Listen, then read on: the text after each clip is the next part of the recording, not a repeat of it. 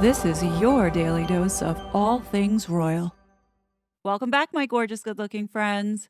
You know, it's been a while since we talked about BetterUp, and as we have been talking about Harry's visa and potentially BetterUp being the one that's sponsoring it, I figured I'd just take a look to see what has been going on, as it's been fairly quiet. So I went to Glassdoor just to check out the health, and sure enough, you can see that Alexei Robichaux, or I like to call him Alex Robichaux, his rating seems to be plummeting even further. 4 months ago, the company was sitting at a 3.2 star rating, in which 54% approve of Alexei and only 48% would recommend to a friend. So they were sort of 50-50, almost split. Well, this seems to be going in the wrong direction because, as you can see, the company now has a score of 2.9. Ouch! In which now only 39% would recommend to a friend, and even more damning is the approval of the CEO. He went from 54% approval rating to now 41% approval rating, which is a decrease of 13 points. Yeah, something tells me that the employees are not happy with their leadership, as we have talked about in the past.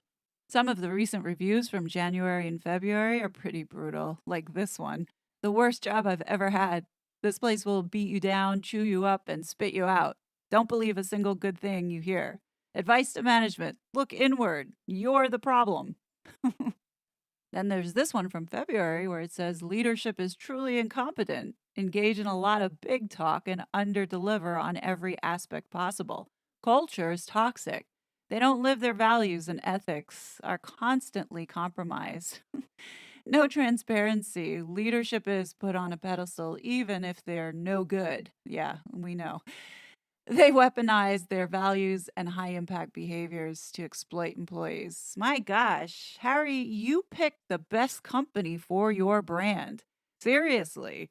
As the saying goes, birds of a feather flock together, and this is a perfect example. To be honest, knowing what I know about this couple, guaranteed if I was working at this company and saw that they hired Harry, I would have left on the spot. No joke. After reading quite a few of these, you start to realize that there's a good possibility that there's another malignant narcissist that exists in this world, and Alexei could be one of them. As they're saying, his own employees are saying this. 44% approval rating of Alexei says it all. Cons: Alexei has an approval of 44%. That's the lowest on Glassdoor. Oh, no, no, no. We're now seeing it at 41%. That means 56% of employees thinks he sucks. He does. This company hates him, and yet he continues to just blame everyone for his inability to lead. I heard he even mocked a recent employee he let go and called her a basket case that needed help after she spent 8 years here. I've worked in tech for the last 7 years, and I have never seen a worse CEO. He has completely lost his company at this point, and everyone thinks he's a joke. Advice to management. Advice? When a CEO publicly mocks his employees and does not care that his company continues to underperform, it is time to go. 54%, and now that's higher, of the company thinks Alexei sucks at his job, and he continues to run this company into the ground. Boy, it sounds like him and Meghan Markle went to the school of being an asshole. I mean, seriously, you've got these globalists who think that they know better than everybody else, never wanting to take any accountability, always blaming someone else for their shortcomings, unable to see that they are the actual problem. And that's because, most likely, this guy is a narcissist, just like Meghan Markle. And now I think Prince Harry is also one, too. I swear, these people are so disconnected from the rest of the world, and they sit on their high horse thinking that they are the ones that are supposed to tell you what your life purpose is. You know what I find interesting is every year, and we've seen this, around this time, BetterUp starts marketing and advertising for their Uplift, I guess, sales kickoff, where they bring Prince Harry out for this dog and pony show. So when we had the opportunity to meet Harry for us, it was a bit of a no-brainer. What would you do with a brain if you had one? To have someone who for a decade plus had been advocating through different nonprofits he had started. Are you serious? different foundations like Adviticus.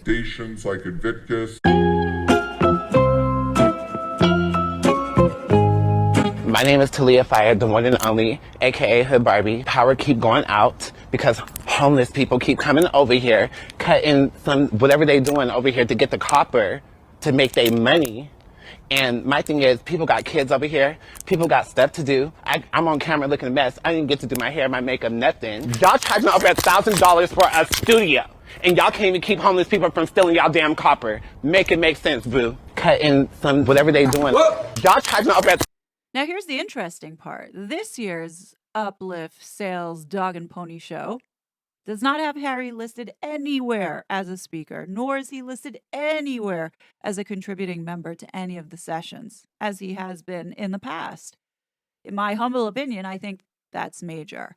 Even though on the website he is still listed as the CHIMPO, but I think not being a part of this or not included in this shows that potentially he might not be with BetterUp anymore. And if he is, I mean, people hate the executive leadership so much that it's not going to do them any favors. I'm just saying. Looking through some of these sessions and reading what they will be talking about, I can't help but think that these elite parasites, they literally have a limited vocabulary. Like this one, unleashing potential, peak performance fueled by purpose.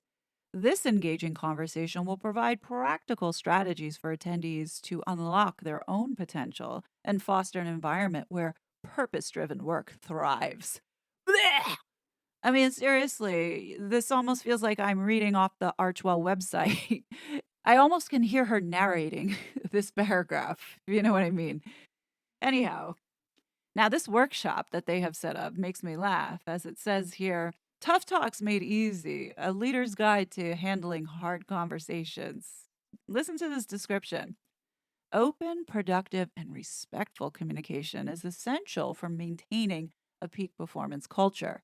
This interactive workshop will provide leaders with practical tools and strategies to approach sensitive topics, manage emotions, and communicate with empathy and clarity.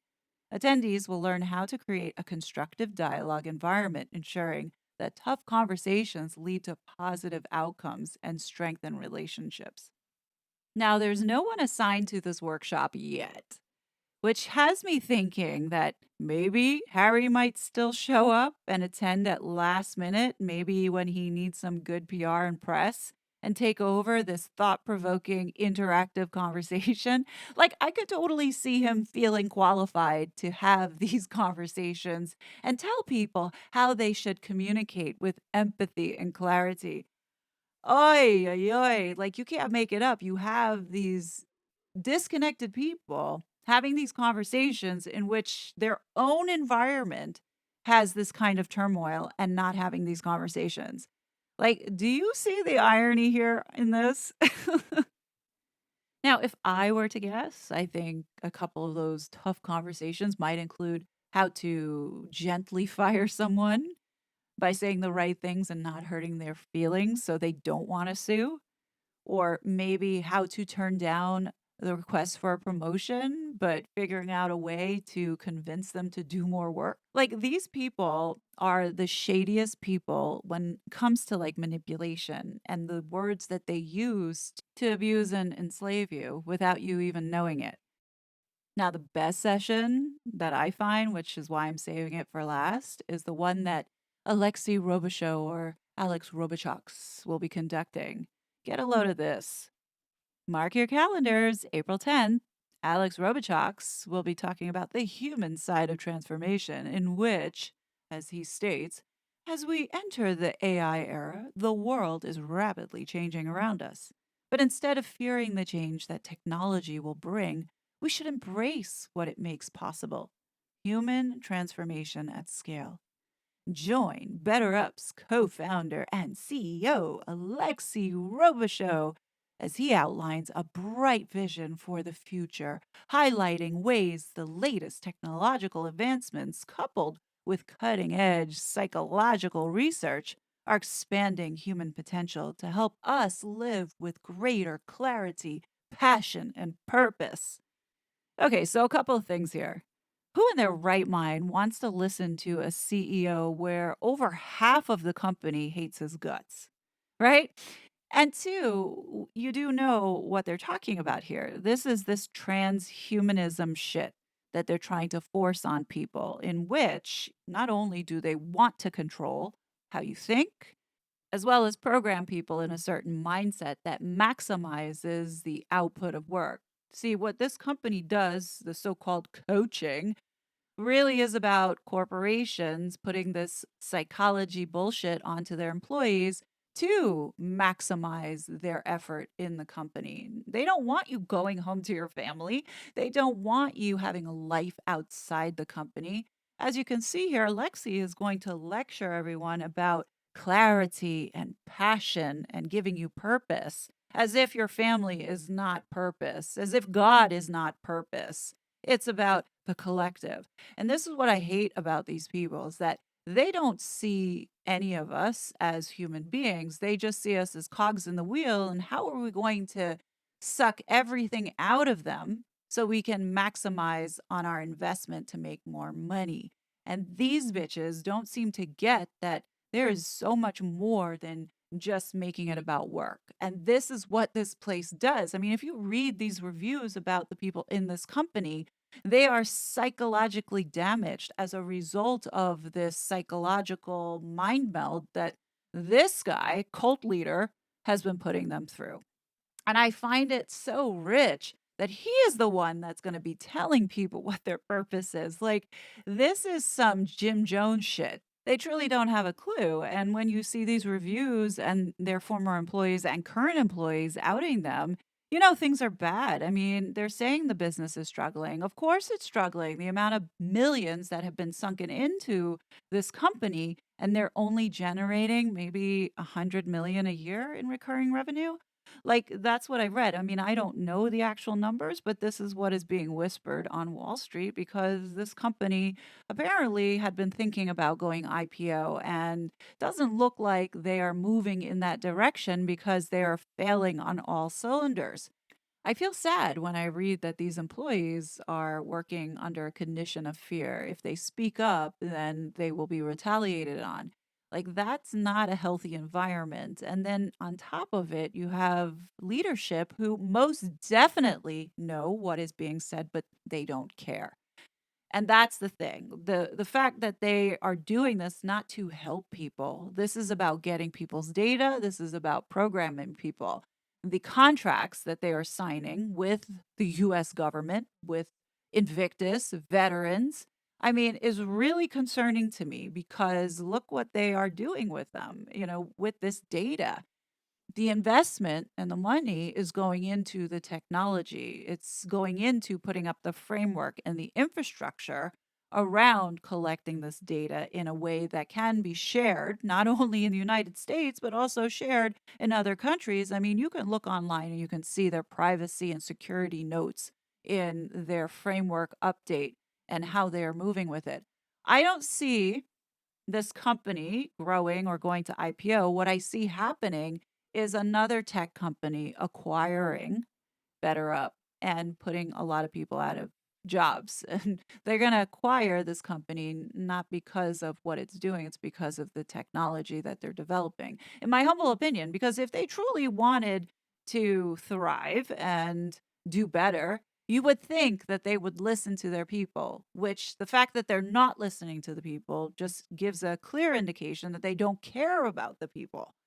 And that's what we have going on here. And obviously, we know Meghan and Harry don't give a shit about people and they are there to exploit people. It's no different to what Alexei Robichaux is doing to his own people.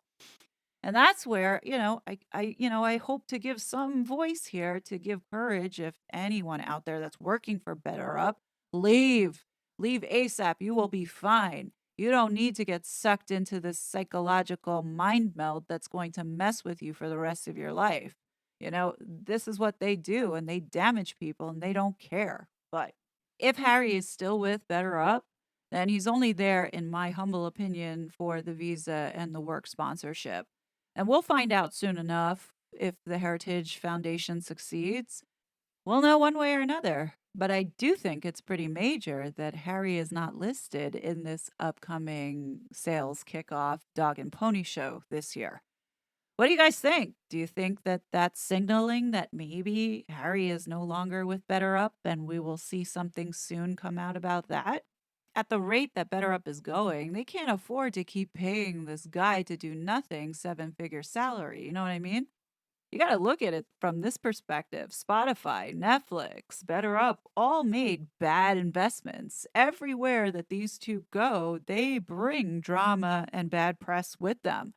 I mean, would it make sense to not have Harry at this Uplift seminar coming up? I think so, because now he's got this African parks that he refuses to speak out on or do anything about, which, right there shows you what a jerk this guy is. So, why would you want to bring him into a place where they're talking about mental health when he's part of an organization that is abusing the native people of the land? I mean, how much more psychologically damaging could that be to someone? And to allow it to continue and do absolutely nothing about it. Like this is the point that people I'm trying to figure out, either they understand and don't care, or they're just doing what Megan does and ignoring it, thinking that it will go away. This is the problem with these people who are so disconnected to the rest of the world, and then they wonder why things are failing. And in some respects, I'm enjoying watching this company spiral downward and seeing what is being said, because it confirms that people are not stupid. We are not being enslaved, or at least we're pushing back from being enslaved. And all this fantasy and dystopia that they're trying to plan for the rest of the world might not happen, because humans will fight back naturally for survival purposes. And I think that it's a positive sign. But what do you guys think? Definitely leave your thoughts. As always, I will be back with more content. But until then, please be safe, and I'll talk to you later. Bye. Such a fraud.